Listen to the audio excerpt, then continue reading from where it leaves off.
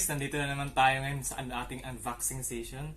So, ngayon ang i-unbox natin is EARBUDS. Ito po siya, ayan. EARBUDS. Ayan. So, babasahin ko lang ang ating EARBUDS.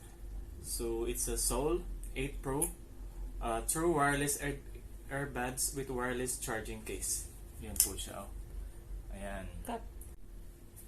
So, ang key features nito is excellent voice quality, smart touch control, seamless auto connectivity, mono stereo usage options, customized Bluetooth ID. It has a 5 hours stock, diba? 5 hours siya. And 100 hours standby. At the same time also, Google and Siri voice support. So meron siyang mga support. And also, available in black color. So iyan po siya. Ayan.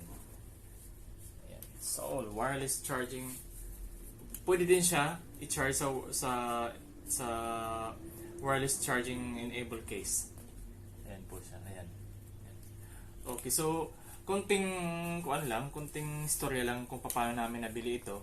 So yesterday pumili kami ng Mediacom. So nagkaroon kami ng gift voucher na 70 real. 70 real, siguro magkano yan sa piso, siguro mga 1,000 piso, mga ganyan siya.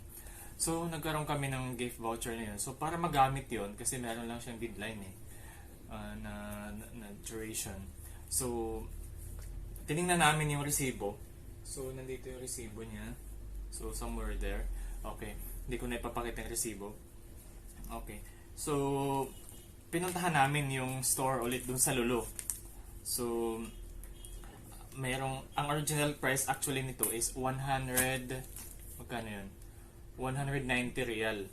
499, something like that. 190 or 199. So meron kaming 70 real, Qatar real na voucher. So ginuna namin. At least merong naka-discount ka na rin. At saka kailangan naman ito talaga.